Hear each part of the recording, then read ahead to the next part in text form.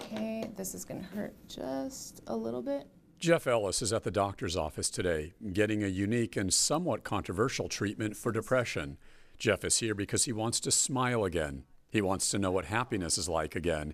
He wants to know what not wanting to kill himself is like again. Jeff is bipolar and has suffered from depression that has stolen much of his life. Jeff has been hospitalized at psychiatric facilities, taken every kind of antidepressant and mood stabilizer.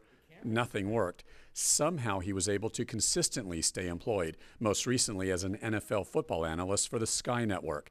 Then about a year and a half ago, everything fell apart for Jeff, and he lost his job. He was suicidal, so overwhelmed with despair that he couldn't even drive or leave his house. Then the combination of his daughter leaving for college and his wife losing her job sent him over the edge. Basically, Jeff had what he terms a complete mental collapse. I'd sit in front of the fireplace and stretch and try and not feel crazy and listen to music. All I can do is listen to music. I couldn't watch TV. It was too complicated. It was too stressful. Seeing other people's realities was so confusing. It was overwhelming. And no matter how loving my amazing wife is, you're still alone. Mental illness means you're alone. Jeff says he's not alone anymore. After years of struggling to get better, he's finally found a treatment option in Southern California, here at the Ketamine Clinics of Los Angeles. While it sounds unusual, Jeff's depression is actually being treated by an anesthesiologist. Dr. Stephen Mandel has been in practice for decades in West LA, putting people out during surgery. However, these days, Dr. Mandel is using the same type of anesthesia known as ketamine to treat patients who are depressed and suicidal. Ketamine has been around forever, but this is a new use for depression. It has not been FDA approved for this mental disorder, although there are several clinical trials being researched. Ketamine is widely known on the streets as a club drug, oftentimes used to get high and euphoric.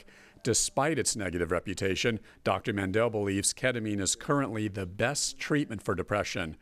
Most of the patients we see in Ketamine Clinics of Los Angeles have tried everything, or almost everything, before they come to us. They have tried SSRIs, they've tried SNRIs, they've tried atypicals, they've tried antipsychotics.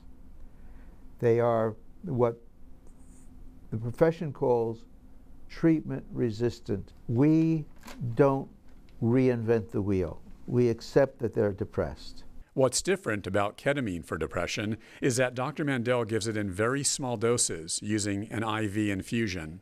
The standard protocol in ketamine treatment is 0.5 milligram per kilogram over 40 minutes. In this clinic, we use a little more for a little longer. Ketamine has a half-life of about 2 hours and 45 minutes. These effects are lasting for months.